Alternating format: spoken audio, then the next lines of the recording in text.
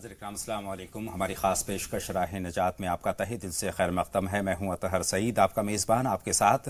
और नाज़रीन, आपके तमाम तर सवालात के जवाब देने के लिए हमारी खुशबख्ती है कि आज हमारे साथ हमारे स्टूडियो में तशरीफ़ फरमा है मौलाना अब्दुल्ला तारिक साहब, मारूफ़ आलिम, मुफ़क्किर और दानिश्वर मौलाना अब्दुल्ला तारिक साहब का हम स्टूडियो में पुरतबा खैर मक़दम करते हैं, उनका इस्तक़बाल करते हैं। नाज़रीन, हमारा आज का मौज़ू बहुत अहम है।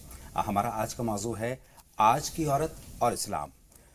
आज की तेज़ रफ्तार ज़िंदगी में नाज़रीन, तरक्की करना, आगे बढ़ना, कामयाबी हासिल करना हर एक चाहता है, हर एक आगे बढ़ना चाहता है, कामयाबी से हमकिनार होना चाहता है। लेकिन ये तरक्की, ये कामयाबी, ये जिद्दत अगर इस्लाम के उसूलों के मुताबिक है तो बेहतर है, लेकिन अगर इस्लाम के उसूलों के बरखिलाफ़ है, उनकी पामाली करते हुए, उनकी खिलाफ वर्जी करते हुए, तो कहीं ना कहीं नुकसानदेह है और ये मुज़िर है कहीं ना कहीं हमारे लिए। औरत की यहाँ पर बात करें तो औरत बुनियादी तौर पर घर की ज़ीनत तस्वुर की जाती है। शरीयत ने उसके लिए घर के तमाम तर कामकाज, तमाम ज़िम्मेदारियाँ घर की उसको सौंपी हैं। बच्चों की बेहतर तरबियत, बच्चों की तालीम उसकी ज़िम्मेदारी होती है, चूँकि औरत के ताल्लुक़ से ये कहा जाता है कि औरत एक बच्चे के लिए पहला मदरसा है। एक तहज़ीब औरत के ज़रिए बच्चे में पहुँचती है और बच्चों के ज़रिए और अगली पीढ़ी में पहुँचती है। तो बच्चों की बेहतर तालीम और तरबियत भी उसकी ज़िम्मेदारी है, शौहर की बेहतर देखभाल भी उसकी ज़िम्मेदारियों में शामिल है। तो इस तरह की बहुत सारी ज़िम्मेदारियाँ हैं जो एक ख़ातून के लिए इस्लाम ने, शरीयत ने तय की हैं। तो मौलाना साहब, बुनियादी तौर पर इन बातों का नतीजा ये निकला कि बुनियादी तौर पर औरत को उसका मकाम कुछ और तय किया गया था, लेकिन हम देखते हैं कि आज की खातून ने अपने लिए कुछ और ही मकाम जो है मुंतखब किया है। तो ये बहुत गौर फ़िक्र की बात है और यहीं से अपनी बात का हम आगाज़ करेंगे मौलाना साहब। अस्सलामु अलैकुम वरहमतुल्लाहि वबरकातुहू। बिस्मिल्लाहिर्रहमानिर्रहीम। अल्हम्दुलिल्लाहि रब्बिल आलमीन वस्सलातु वस्सलामु अला सय्यिदिना व मौलाना मुहम्मदिन व अला आलिहि व अस्हाबिहि अजमाइन, अम्मा बाद। मोहतरम हज़रात, आज का मौजू बहुत अहम और ज़रा पेचीदा भी है जी। पेचीदा इस माना कर है कि कामयाब औरत हम किसको तसव्वुर करते हैं, या औरत खुद अपने आप को कामयाब किस सूरत में पसंद कर मानती है, ये भी एक सवाल है। हाँ, तो देखने की चीज़ ये है कि इस्लाम ने जिसको कामयाब कहा है, हमारे नज़दीक असल कामयाबी तो वही है। बेशक। उसी के साथ साथ जिस मुल्क की सालेह रिवायात, अच्छे परंपरा जो चली आ रही है, उसको अपनाना, ये भी शराफत का और अपनी अच्छी तहजीब का एक हिस्सा है बिलाशुबा। हुजूर अकरम सल्लल्लाहु अलैहि वसल्लम के ज़माने में कई नमूने मिलते हैं जी। एक सहाबिया रुफैदा थी, जी। वो सहाबिया थी और मरहम पट्टी की माहिर थी। वो जब कभी काफिले जाते थे और जंग की नौबत आती थी तो इनका अलग खैमा लगता था। जी। रुफैदा रज़ी अल्लाह ताला अन्हा का खैमा अलग लगता था। जो ज़ख्मी होते थे, जिनको चोट वोट लग जाती थी, कुछ होता था, तो उनको फ़ौरन वहाँ पहुँचाया जाता था और उनके साथ कुछ एक दो मुआविनीन भी होते थे। जी, जी। और वो उनकी मरहम पट्टी करती थी। इसका मतलब यह हुआ कि ऐसे कामों में औरतों का शरीक होना मुज़िर नहीं है। देखने की चीज़ यह है कि पूरी तौर पर सारा हम वक्त जो है एक औरत अगर बाहर लगा देती है, उसमें उसके घर के हालात जो हैं मुंतशिर नहीं होने चाहिए। उसकी घरेलू जिम्मेदारियां जो शरीयत ने उसके लिए तजवीज़ की हैं वो मुतासर नहीं होनी चाहिए। बच्चों की तरबियत ख़राब नहीं होनी चाहिए। मियाँ बीवी के ताल्लुकात आपस में ख़राब नहीं होने चाहिए। ये सब चीज़ों की रियायत करते हुए कोई आदमी, कोई औरत अगर काम करती है, बाहर जाती है, तो उसमें कोई हर्ज नहीं है। हुजूर अकरम सल्लल्लाहु अलैहि वसल्लम के ज़माने की ख़वातीन वो बागों में जाती थीं, वहाँ से सामान लाना करना, इसमें मर्दों की मदद करती थीं। इतने में कोई हरज नहीं है। मौलाना साहब, हम किसी खातून के ख़िलाफ़ नहीं हैं, किसी खातून ख़ास के लिए कोई ख़ास बात नहीं होती। हम आम तौर पर एक बात करते हैं कि जो आम एक तरीक़ा बदल रहा है, एक ट्रेंड तब्दील हो रहा है, उसकी तरफ हम गौर व फिक्र करना चाहते हैं और उसमें इस्लाह चाहते हैं कि हमारी ख़वातीन जो हैं आने वाली पीढ़ियों की नुमाइंदगी करती हैं, तो उनकी बेहतर इस्लाह होना बहुत ज़रूरी है। हज़रत खदीजा रज़ियल्लाहु ताला अन्हा का एक मिसाल है कि वो भी कारोबार किया करती थी, लेकिन शरई एतबार से किया करती थी, इस्लाम के बताए उसूलों के मुताबिक किया करती थी, तो बेहतर था। लेकिन आज हम देखते हैं कि आज जब हम घर से बाहर निकलते हैं तो कहीं ना कहीं शरई उसूलों की पामाली हम करते हुए गुजरते हैं, तो वो गौर व फिक्र की बात है। देखिए, इसमें देखने की चीज़ यही है कि एक दायरे के अंदर रहते हुए हर काम अच्छा लगता है। जी जी जी। दायरे से बाहर हो जाए तो वो मुनासिब नहीं होता। मिसाल के तौर पर आप बहुत सारे ख़ानदानों में देखेंगे عورت نے جو اپنے آپ کو بہت زیادہ مصروف کر لیا باہر کی زندگی میں، جی جی آفس میں بہت مصروف کر لیا، کسی اور کام میں بہت مصروف کر لیا، دن کا اور شام تک کا بہت سارا وقت اس میں جانے لگا، اس کے نتیجے میں اس کے شوہر کے اور اس کے درمیان دوریاں کچھ نہ کچھ پیدا ہو جاتی ہیں، بچوں کی تربیت کچھ نہ کچھ متاثر ہوتی ہے، صحیح۔ اس کے نتیجے میں بعد میں خدا نخواستہ طلاق کی نوبت آئی، اس کو بھی ہم کامیاب زندگی نہیں کہہ سکتے۔ شوہر کو اگر شکایت ہوئی، ایک تو یہ کہ شوہر خواہ مخواہ ضرورت سے زیادہ پابندی لگاتا ہے، یہ تو اس میں اعتدال لانے کی ضرورت ہے، لیکن اگر ہم نے اتنا وقت باہر لگایا کہ گھر کی ذمہ داریوں میں ہم کوتاہ ہو گئے، بچوں کی ذمہ داریوں میں ہم کوتاہ ہو گئے، اس کا مطلب یہ ہوا کہ آپ نے اپنا دائرہ اس حد تک چھوڑ دیا جتنے کی گنجائش نہیں تھی۔ بالکل اپنی ذمہ داریوں کو ہم بھول جاتے ہیں مولانا صاحب، بچے نظر انداز ہوتا ہے، شوہر کا آپ نے ذکر کیا ہے، شوہر بھی نظر انداز ہوتے ہیں، اور شوہر اس قدر نظر انداز ہوتے ہیں کہ اگر بیوی کامیاب اگر باہر جاب کرتی ہے، اچھی سیلری حاصل کرتی ہے، اچھا مرتبہ اس کا اگر سماج میں ہے، تو کہیں نہ کہیں وہ اپنے شوہر کو بھی کمتر آنکھنے لگتی ہے اور اسی انداز میں اس کے ساتھ اس کا برتاؤ ہوتا ہے، تو یہ تو غلط ہے۔ جی ہاں، اصل میں ہوتا یہ ہے کہ عام طور پر آدمی وسائل کے لحاظ سے اس کی قدر و قیمت بنتی ہے۔ جی جی مجھے ایک واقعہ یاد آ رہا ہے، نواب صدیق حسن خان بھوپالی تھے، حیدرآباد بھوپال کے، اور وہاں کی نواب جو تھیں خاتون، انہوں نے دینی جذبے سے ان سے شادی کی، حالانکہ وہ عمر کافی ہو چکی تھی، ان کی بھی شادی شدہ تھیں، لیکن جب وہ بیوہ ہوئیں تو انہوں نے ایک عالم دین سے شادی کرنے کے جذبے سے کہ دینی لحاظ سے میں اپنی زندگی اخیر اس طرح سے گزاروں، انہوں نے ان سے شادی کی۔ جی وہ بھی بڑے عالم تھے، اچھی حیثیت کے عالم تھے۔ ایک دفعہ ایسا ہوا کہ انہوں نے، رمضان کا زمانہ تھا، انہوں نے کہا کہ بیگم آج آپ کے ہاتھ کی پھلکیاں کھانا چاہتے ہیں۔ جی انہوں نے تو ہمیشہ ان کی نوکرانیاں اور دوسرے کام کرتے تھے، انہوں نے تو کبھی پھلکیاں بنانا اور کرنا کیا نہیں تھا، لیکن جب شوہر نے کہا تو انہوں نے وہ کام کیا، اور وہ پھلکی جو بیسن گھول کے اور اس میں اٹھا کے جو تیل میں ڈالنا ہوتا ہے، جی تو عورتیں بہت ماہر ہوتی ہیں اس چیز کی کہ زیادہ اوپر سے ڈالیں گی تو چھینٹیں آئیں گی ابلتے ہوئے تیل میں سے، اور بالکل پاس لے جا کے ڈالیں گی تو ہاتھ جلنے کا خطرہ ہے، تو ایک مناسب فاصلے سے ڈالنا پڑتا ہے۔ انہوں نے جو بالکل نزدیک لے جا کے ڈالا تو وہ کھولتا ہوا تیل ان کے پوروں میں لگ گیا، تو ہی کر کے انہوں نے پیچھے ہٹا لیا، انہوں نے کہا بیگم بس ہو گیا، مجھے یہ دیکھنا تھا کہ تم اس کام کے لیے تیار ہوتی ہے یا نہیں۔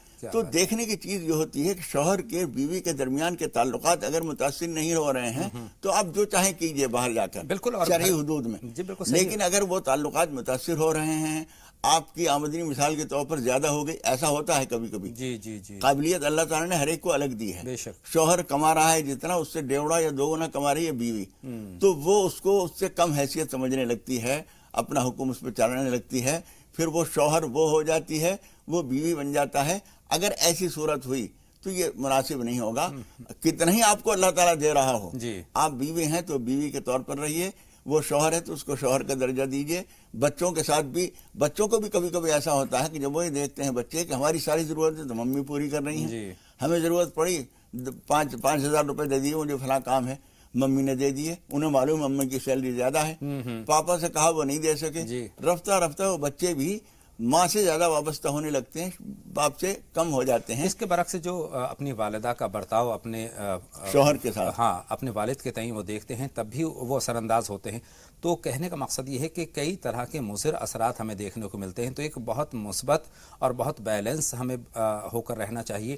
کام کرنے کے لیے شریعت نے بھلے ہی منع نہ کیا ہو، لیکن جو شرعی آداب ہیں ان کو بجا لانا بھی ہمارا عین فرض بنتا ہے مولانا صاحب، اس کی طرف دھیان، چونکہ اگر بچوں میں غلط بات پہنچی تو اس سے اگلی پیڑھی تک وہ بات پہنچے گی۔ جی ہاں بالکل۔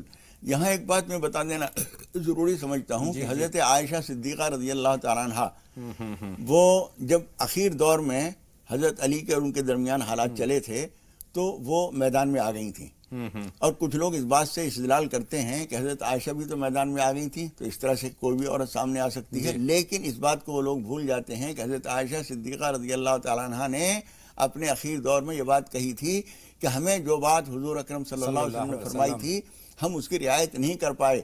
حضور اکرم صلی اللہ علیہ وسلم نے تمام بیویوں کا حج کرا دیا تھا، اور اس کے بعد آپ نے تاکید فرمائی تھی کننا احلاس بیوتکن، آج کے بعد تم اپنے گھر کی ٹاٹ بن کے رہ جانا، یعنی جیسے گھر کا ٹاٹ جو اوپر کی چاندنی تو بدلی جاتی ہے، جو نیچے ٹاٹ بچھا ہوا ہے وہ نہیں بدلا جاتا، یعنی یہاں سے تمہیں ہٹنا نہیں، اپنے اپنے گھروں میں رہنا ہے، اسی میں عبادت کرتے رہنا ہے۔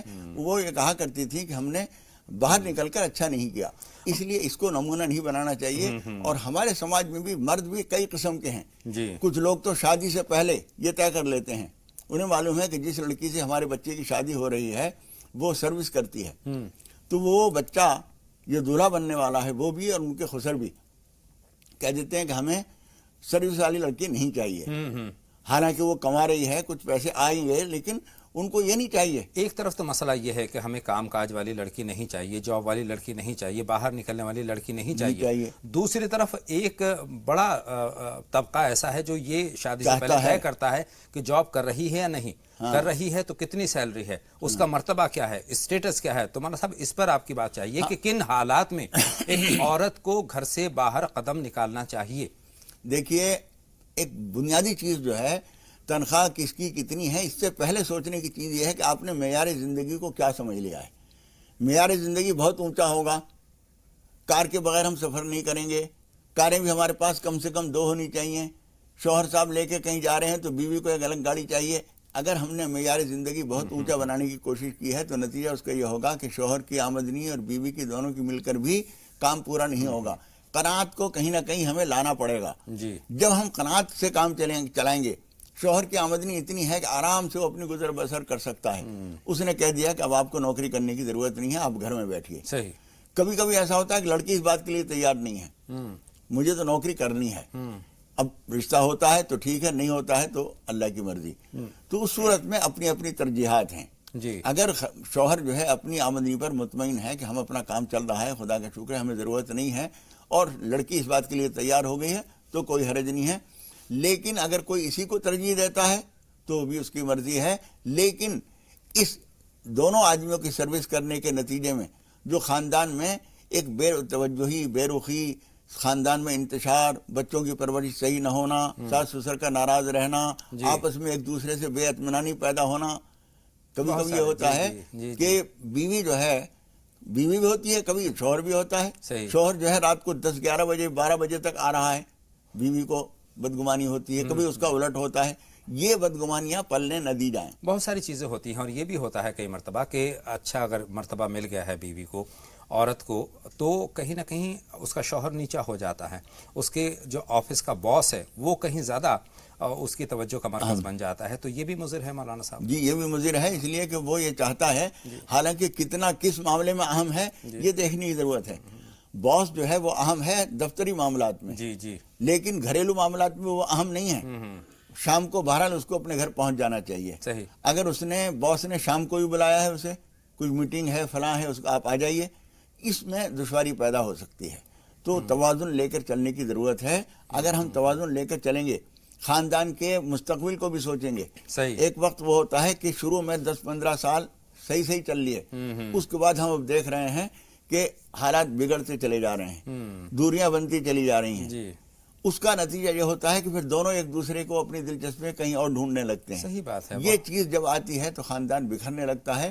اس بات سے بچنے کی ضرورت ہے. کام کیجئے, ہاتھ بچا کے کیجئے, ہاتھ بچا کر کیجئے. جو شرعی آداب ہیں ان کا لحاظ کرتے ہوئے کام کیا جائے تو وہ کامیابی ہے. مولانا صاحب, کچھ جگہوں پر تو ہم یہ دیکھتے ہیں کہ صرف اسٹیٹس کے لیے خاتون گھر سے باہر قدم رکھتی ہے, اور گھر سے باہر, اب میں اس کے لباس کی طرف لے جانا چاہتا ہوں کہ گھر سے باہر نکلتے وقت اس کا لباس کیا ہونا چاہیے. آج ہم دیکھتے ہیں بہت ساری خواتین ہماری جو ماڈرن ڈریس ہے اس میں نکلتی ہیں, وہ مناسب نہیں ہے. جو شرعی آداب ہیں ان کو بجا لانا باہر طور ہر مومن کا فرض بنتا ہے. ایک بات تو یہ ہو گئی, دونوں بات کا ایک ساتھ آپ کی رہنمائی چاہوں گا. دوسری بات یہ ہے کہ ایک والدہ اپنی بچی کے ساتھ بازار میں نکلتی ہے.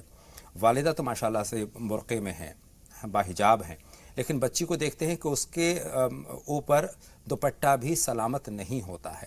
تو ایک تو گھر سے باہر نکلتے وقت عورت کے کبھی کاندھے پر بھی نہیں ہوتا. تو مولانا صاحب یہ بہت افسوس کی بات ہے. اس پر آپ کی رہنمائی چاہتا ہوں کہ اسلامی آداب گھر سے باہر نکلتے وقت, چاہے وہ کام کاجی عورت ہو چاہے گھریلو عورت ہو. دیکھیے, اس میں یہ ضروری ہے کہ پہلی ذمہ داری تو ماں باپ کی ہے. وہ بچوں کی تربیت کیسی کر رہے ہیں, وہ جو اس چیز کو دھیان رکھتے ہیں, وہ بچپن ہی سے 7-8 سال کی ہے بچی, جب سے اسی وقت سے اس کو حجاب وغیرہ کی مشق کراتے ہیں, عادت ڈالتے ہیں, وہ پھر بڑے ہونے کے بعد اس کو بھاری نہیں پڑتا. لیکن ہاتھی کے دانت جب ایک دفعہ باہر نکل گئے, پھر اس کے بعد ان کو واپس اندر لے جانا مشکل ہوتا ہے. آپ جب 16-17 سال کی 18 سال کی ہو گئی بچی, اور اب اس کو کہہ رہے ہیں کہ برقع پہنو تو برقعے کے لیے وہ تیار نہیں ہوگی. اس لیے یہ تربیت، میں ایک بات یہ کہا کرتا ہوں اپنے خواتین سے جو ملنے کے لیے آتی ہیں کبھی، میں یہ کہتا ہوں کہ آپ کے سر پہ جو برقع ہے اور آپ کا جسم جو ڈھکا ہوا ہے، یہ آپ کی خوبی نہیں، آپ کے والدین کی خوبی ہے. اور آپ کی بچیاں جو بے حجاب دنیا میں گھوم رہی ہیں، اس میں آپ کی کوتاہی ہے. آپ کی کوتاہی. آپ کے ماں باپ نے آپ کو جو تربیت کی وہ آپ کے جسم پر نظر آ رہی ہے، اور آپ نے اپنی اولاد کے سلسلے میں جو غفلت برتی ہے وہ ان کے جسم پر نظر آ رہی ہے. اس لیے والدین کی اصلاح پہلے ضروری ہے تاکہ آنے والے جو بچے ہیں وہ کم سے کم ان آداب، ان تہذیب اور جو شرعی جو تعلیمات ہیں وہ ان تک پہنچیں. علامہ اقبال نے کہا ہے، ارشاد علی، نئے پردہ نئے تعلیم نئی ہو کہ پرانی، نئے پردہ نئے تعلیم نئی ہو کہ پرانی، نسوانیت زن کا نگہباں ہے فقط مرد. جی، گھر کا مرد اور گھر کی خواتین جو ذمہ دار عورتیں ہیں، وہ اگر بچوں کی تربیت پر دھیان رکھیں گی تو جس طرح سے حدیث شریف میں یہ نہیں کہا گیا کہ نماز جب فرض ہوگی جب کہہ دینا، 7 سال کی عمر سے تاکید کرنے کا حکم ہے، 10 سال کی عمر میں سختی کرنے کا حکم ہے. اس کا مطلب ہے کہ اسی وقت سے عادت ڈالو گے تو بعد میں جب وہ فرض ہوگی تو وہ نماز پڑھیں گے. بالکل صحیح فرمایا مولانا صاحب. اسلامی جو تعلیمات ہیں ان کو اگر اپنی زندگی میں اتارتے ہوئے ہم کام کرتے ہیں تو اللہ کو پسند ہے، اللہ کے قریب ہم پہنچ سکتے ہیں. لیکن ان کی پامالی کر کے، ان کی خلاف ورزی کر کے ہم کہیں بھی کامیاب نہیں ہو سکتے. دنیاوی طور پر بھلے ہی اپنے آپ کو ہم کامیاب مانیں، ہماری حیثیت اچھی ہے، سماج میں ہمارا مرتبہ اچھا ہے. ایک بات تو یہ ہوئی، ہمیں اسلامی تعلیمات کو فالو کرنا ہے اپنی زندگی میں، خاص طور پر چونکہ خواتین کے اوپر ہم بات کر رہے ہیں اور ایک عام ہماری بات چیت چل رہی ہے. اور دوسری بات یہ ہے کہ ضرورت ہو تبھی گھر سے باہر نکلیں، اور گھر سے باہر نکلیں تو باحجاب نکلیں، اور جو طریقہ جو سلیقہ ہمارے اسلام نے ہمیں دیا ہے ان کو بجا لاتے ہوئے ہم گھر سے باہر نکلیں گے تو مناسب ہوگا. ہمارے سب 2 کالر منتظر ہیں، ان سے ہم بات کر لیتے ہیں. احسن صاحب ہیں ہمارے پہلے کالر، اس کے بعد ہم ممتاز صاحبہ سے بات کریں گے. احسن صاحب فرمائیں، کیا سوال ہے آپ کا؟ السلام علیکم. وعلیکم السلام، فرمائیں کیا سوال ہے؟ میرا یہ سوال ہے کہ جو نماز اگر قضا ہو جاتی ہے، اس کی قضا ہوتی ہے یا قضا کر کے پڑھتے ہیں لوگ، جان بوجھ کے چھوڑ دیتے ہیں پھر بھی قضا کرتے ہیں؟ جان بوجھ کر چھوڑنا کیسا ہے؟ سوال آپ کا یہ بنتا ہے، جان بوجھ کر نماز کو قضا کرنا کیا؟ ٹھیک ہے بھائی، آپ کا سوال ہم نے نوٹ کر لیا ہے. وہ کالر ہماری فون لائن پر آ چکے ہیں، ان سے بات کرتے ہیں. حاجرہ صاحبہ بریک کے بعد ہماری پہلی کالر ہیں، ان کا سوال ہم شامل کرتے ہیں. خیر مقدم آپ کا. حاجرہ صاحبہ سوال پوچھیے. حاجرہ صاحبہ ہماری فون لائن پر موجود ہیں تو سوال پوچھیں. السلام علیکم. وعلیکم السلام بہن. وعلیکم السلام ورحمۃ اللہ. بآواز بلند اپنی بات ہم تک پہنچا دیجیے، آپ کی آواز کچھ ہلکی ہے. جی،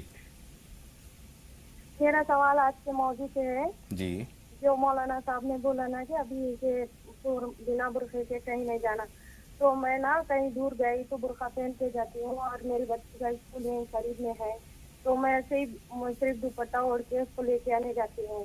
میرا ایک سوال تو یہ ہے، اور ایک سوال مولانا صاحب بولے تھے. جی، جی، اور ایک سوال ہے میرا. مولانا صاحب ایک بار بتائے تھے نا کہ اتوار کے دن سورہ فاتحہ پڑھنے کا، تو میں ٹھیک سے سن نہیں پائی تھی، اس کے بارے میں مجھے تھوڑا تفصیل سے بتا دیجیے. کس لیے پوچھنا چاہتے ہیں؟ سورہ فاتحہ اتوار کے روز کس لیے بتائی تھی مولانا صاحب نے؟ وہ کچھ وظیفہ بولے تھے اس کے لیے. اتوار کے دن تو اتوار کے روز کا خاص طور پر ذکر کیا ہے. بہرحال مولانا صاحب سے ہم اس پر ضرور بات کریں گے، لیکن بہن شگفتہ کا بھی ہم سوال شامل کر لیتے ہیں. خیر مقدم آپ کا. شگفتہ صاحبہ سوال پوچھیے. جی السلام علیکم. وعلیکم السلام بہن، فرمائیں. جی سوال یہ ہے کہ ہمارے سماج میں میاں بیوی کے آپسی جھگڑوں کے سلسلے میں ہمارے ہاں کچھ عالم دین نام سے استخارہ کر کے بتاتے ہیں کہ میاں بیوی کے ستارے نہیں ملتے ہیں، نکاح کرنے سے پہلے استخارہ کرانا چاہیے. اس کے بارے میں مولانا صاحب کا بیان چاہیے.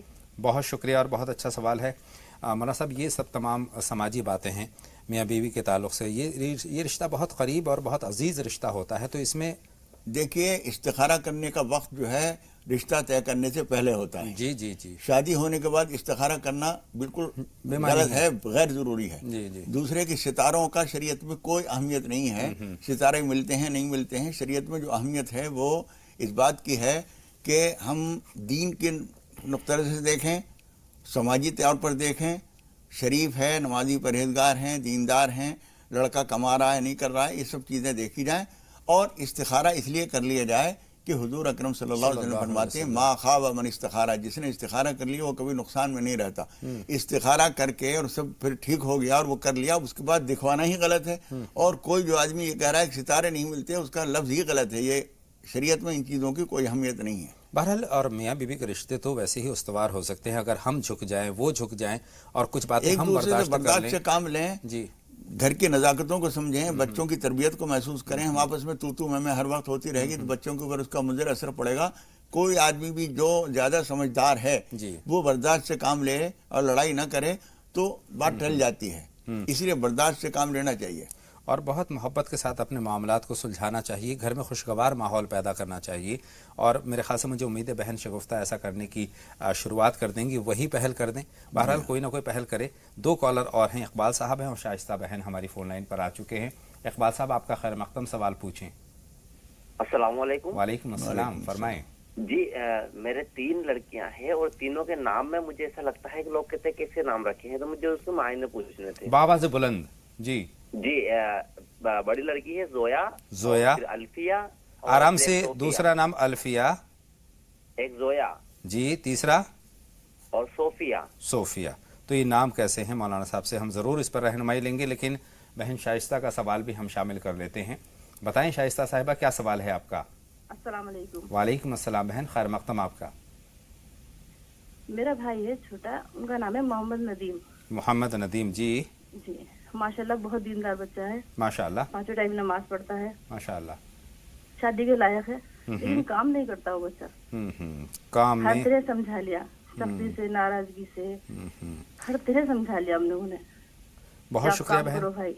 आपकी बात हम समझ गए। हमारे साहब तमाम तर खूबियाँ हैं, अब आप लेकिन हमें ये बताइए कि मैं उनके लिए क्या कर सकती हूँ। बहुत शुक्रिया बहन सख्ती आपका। से, प्यार से, हर तरह समझा लिया हमने। हर एतबार से समझा लिया है। मौलाना साहब की रहनुमाई हासिल करते हैं। मौलाना साहब का जो तजर्बा है और जो हमारी शरई तौर पर जो रहनुमाई है, उसकी रोशनी में भी रहनुमाई आप तक पहुँचेगी। जी मौलाना साहब। देखिए, एक तो इनको नमाज पनाह पढ़नी चाहिए। जी। कुरान मजीद में अल्लाह ताला ने 1 से ज़्यादा मरतबा ये बात फरमाई है, फस्तइज़ बिल्लाह, जी अल्लाह की पनाह मांगो। तो पनाह मांगो इस चीज़ से कि उसका काम को दिल नहीं चाहता है, काम में आमादगी नहीं है, जी। तो उसके लिए नमाज पनाह पढ़े वो खुद भी, और ये भी पढ़ के उनके लिए दुआ करें। दूसरे के ला हौला वला कुव्वत इल्ला बिल्लाह, ये सुबह फजर की नमाज के बाद एक तस्बीह वो बच्चा भी पढ़े और ये भी पढ़ लिया करें। कभी कभी कुछ शैतानी चीज़ें होती हैं, नमाज रोज़े सब की पाबंदी के बावजूद इंसान की तबीयत पर असरअंदाज होती हैं। जब ये चीज़ें करेंगे और अल्लाह ताला से तौफीक मांगेंगे, नमाज हाजत भी पढ़ेंगे, जी। तो मुझे उम्मीद है इंशाअल्लाह ताला काम में इनका दिल लगेगा और काम मिल भी जाएगा। बच्चे में तमाम तर खूबियाँ हैं, बस यहीं पर जी। कहीं ना कहीं कुछ जी। कमी आ जाती है, तो ये कमी किन्हीं दूर हो कमियों जाएगी की वजह से इंशाअल्लाह ताला पर उम्मीद रहें। बहन शाइस्ता, हम इकबाल साहब के जो नामों के ताल्लुक से हैं मौलाना साहब, वो नाम मैं आप तक पहुँचा रहा हूँ।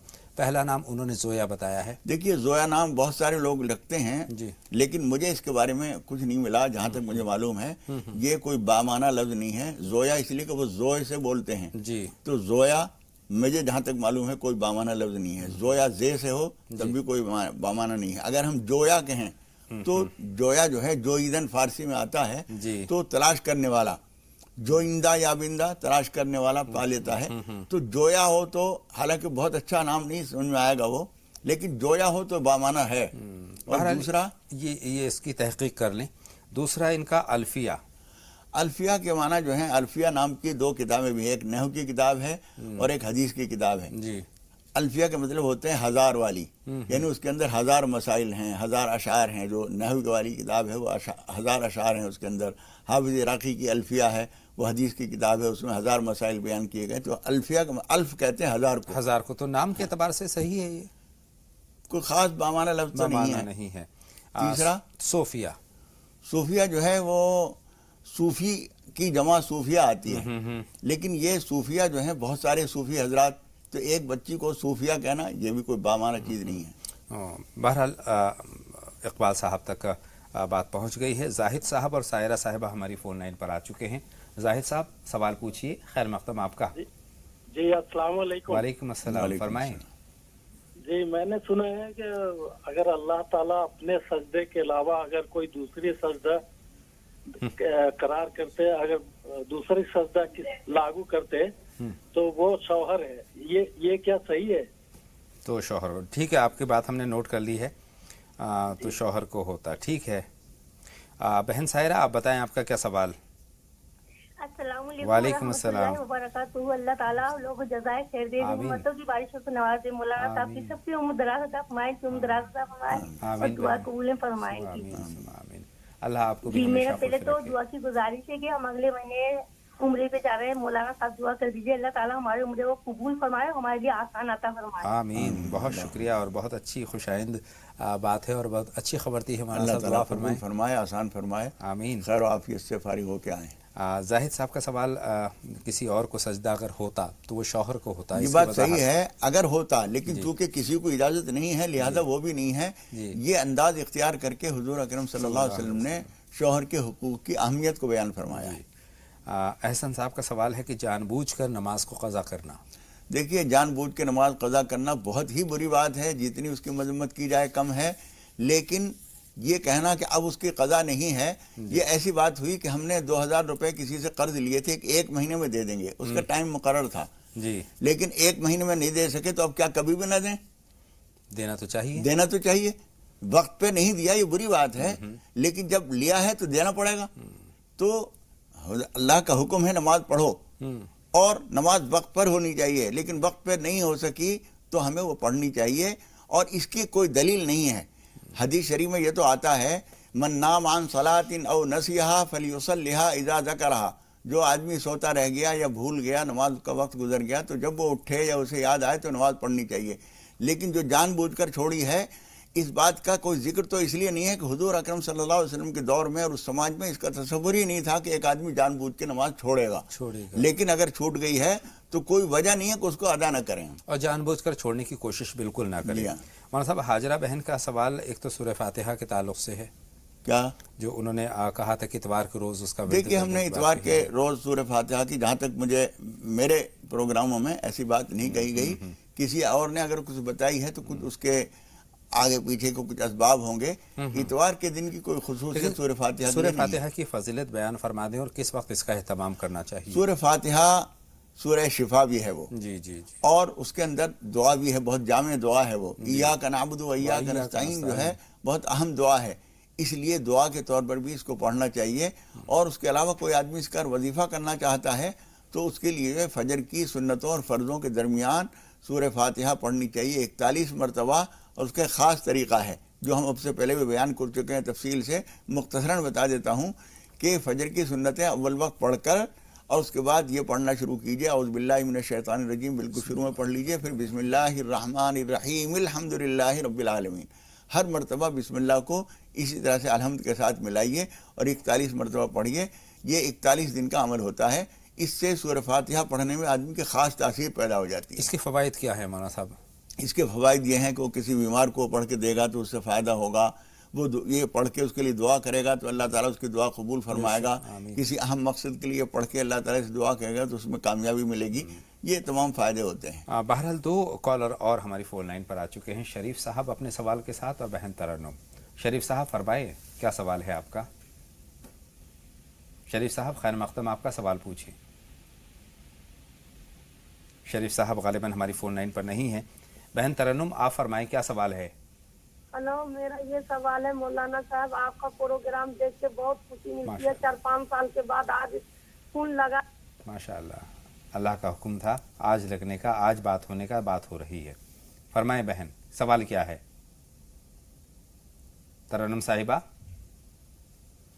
اتفاق کے بعد دیکھیے کہ آج بھی رابطہ منقطع ہو گیا ہے، بہرحال بات مکمل نہیں ہو پائی ہے، لیکن اتنا تو ہم کہیں گے کہ بہت شکریہ اتنی لگن سے پروگرام دیکھنے کے لیے، اور خاص طور پر ہم یہی کہنا چاہتے ہیں کہ اسی طرح بدستور دیکھتے رہیں ہمارے ناظرین، دیکھتے رہیں، کوئی بات اگر نہ ہو سکے تو کوئی غم کی بات نہیں، ہمارے دکھ درد کوئی اور بیان کر دیتا ہے، ہمیں اس کا حل معلوم ہو جاتا ہے، بے شک، تو اس حل کو ہم عمل کر لیں تو بہت اچھا ہے۔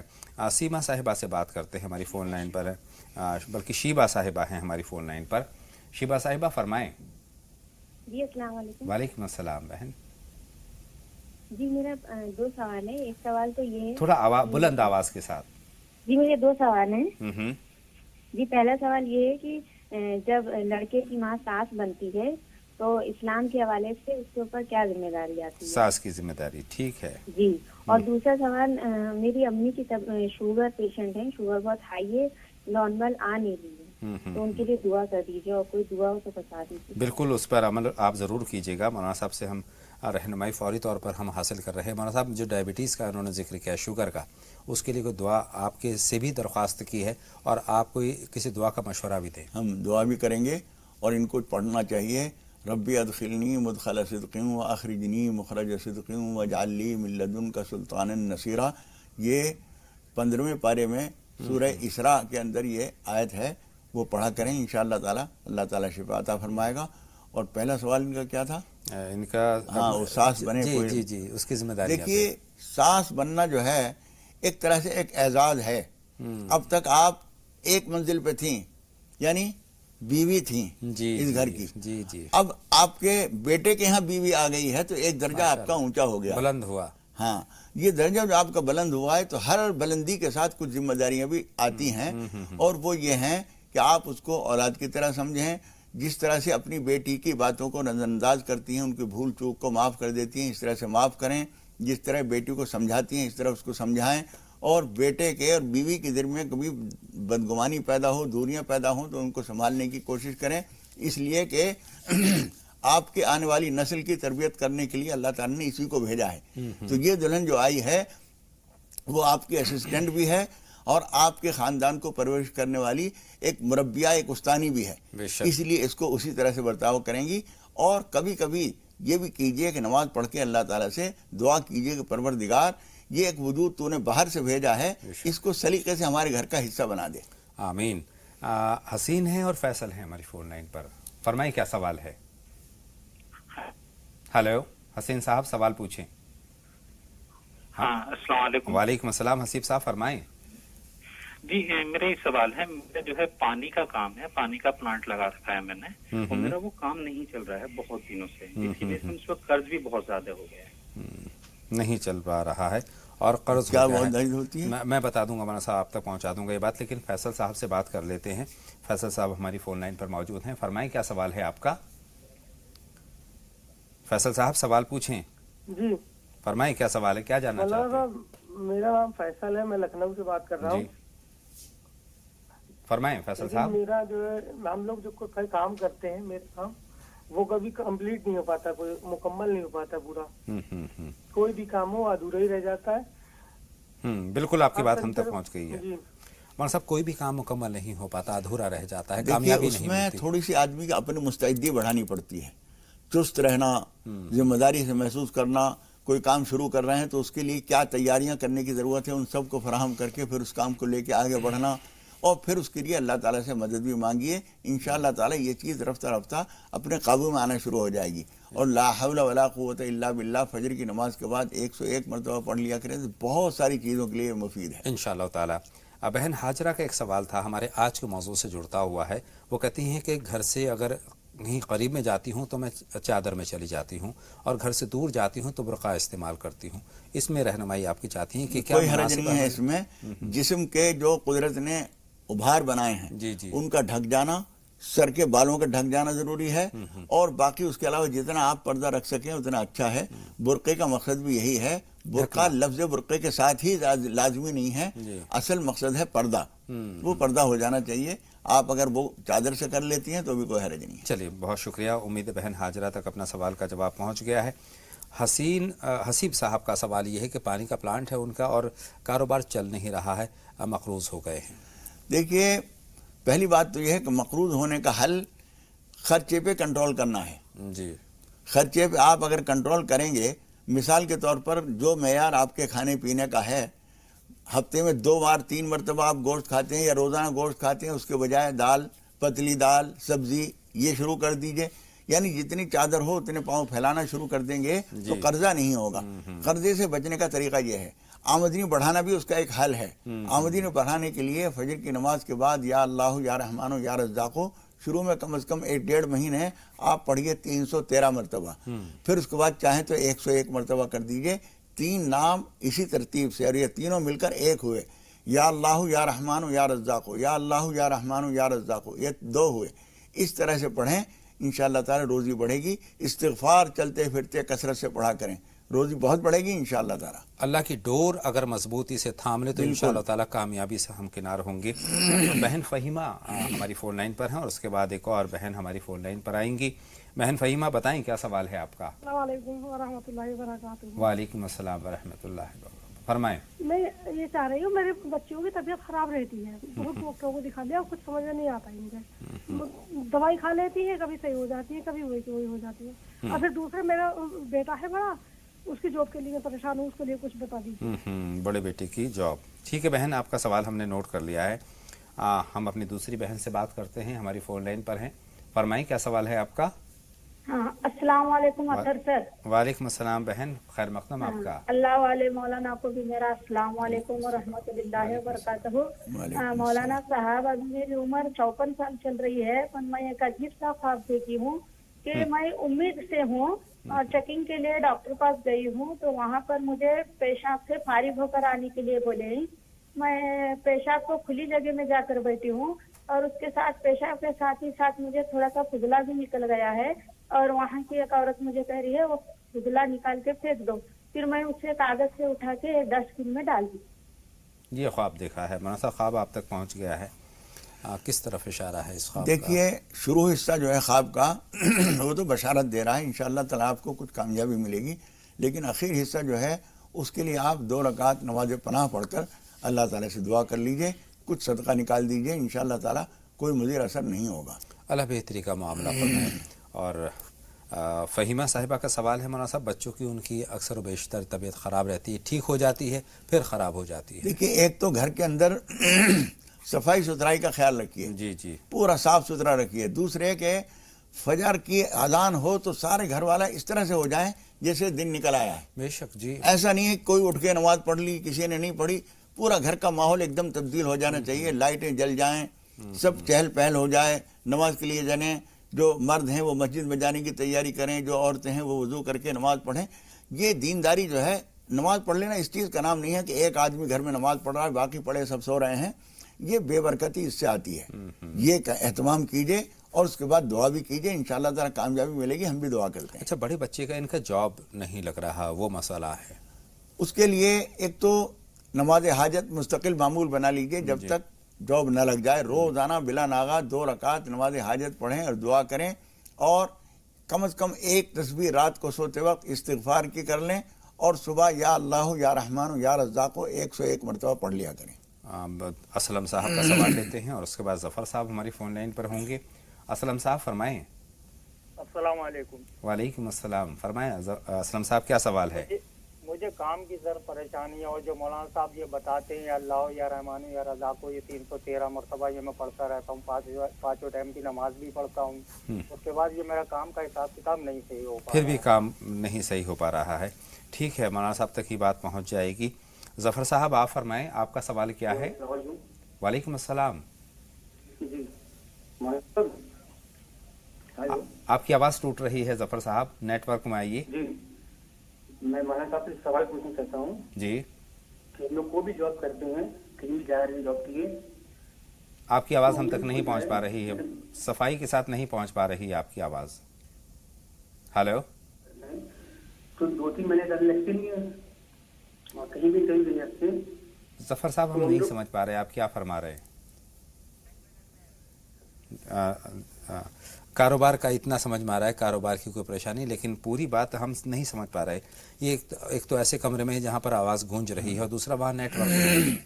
ان کے لیے بھی اور ان سے پہلے جن خاتون نے سوال کیا تھا ان دونوں کے لیے اسلم صاحب کا سوال بھی کام کی پریشانی کے تعلق سے. کام کی پریشانی کا ہے. دیکھیے کام کے لیے بنیادی چیز یہ ہے کہ ہم کام کے تقاضوں سے اپنے آپ کو سیٹ کریں. نہ یہ کہ ہم مثال کے طور پر صبح ہم اٹھتے ہیں 9 بجے نیند سے، اور وہاں ایک آدمی سے ملنا ہے صبح 10 بجے. اب ہم ناشتوں سے نہانے سے اس سے فارغ ہو کے وہاں پہنچے، اس سے ملنے کا وقت گزر گیا.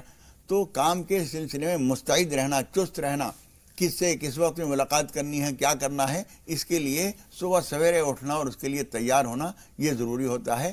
ہم جو دعائیں بتاتے ہیں وہ دعا بھی اس وقت کام کرے گی جب آپ جو اپنے اختیار میں ہیں اس کو کرنے میں مستعد ہوں گے، چست ہوں گے، ذمہ دار ہوں گے. اس لیے جد و جہد بھی اپنی بڑھائیے اور اللہ تعالیٰ سے دعا بھی بڑھائیے. ابھی ہمارے بھائی نے جو کہا کہ یا اللہ یا رحمان یا رزاق میں پابندی سے پڑھتا ہوں، ساری چیزیں پڑھ رہے ہیں، اس کے ساتھ ساتھ اپنی مستعدی بڑھائیے، کوشش بڑھا دیجیے۔ آپ کام کی تلاش میں اگر 4 گھنٹے لگاتے ہیں تو 6 گھنٹے لگائیے۔ بالکل بالکل، جستجو ہونی چاہیے۔ جستجو جتنی مضبوط ہوگی، کام پروردگار نے روئے زمین ہمارے لیے پیدا کی۔ هو الذی خلق لکم ما فی الارض جميعا، پہلے پارے میں سورہ بقرہ میں اللہ تعالیٰ فرماتا ہے کہ روئے زمین پر جو کچھ ہم نے تمہارے لیے پیدا کیا۔ بے شک اللہ کو نہ کھانا ہے، نہ پینا ہے، نہ کپڑے پہننے ہیں، سب کچھ ہمارے لیے تو ہے، ہمیں کیوں نہیں دے گا؟ لیکن ان کو حاصل کرنے کی جستجو ہمارے اندر ہماری ضروری ہے، اس کے بغیر نہیں ملے گا۔ بہت شکریہ مولانا صاحب میری تمام ناظرین کی رہنمائی فرمانے کے لیے۔ تو ناظرین، یہ تھا راہ نجات میں آج کا شمارہ، آج کا موضوع پر ہم نے مولانا صاحب کی رہنمائی حاصل کی۔ اپنے میزبان اطہر کو اجازت دیں، آپ دیکھتے رہیں زی سلام۔ السلام علیکم۔ السلام علیکم ورحمۃ اللہ وبرکاتہ۔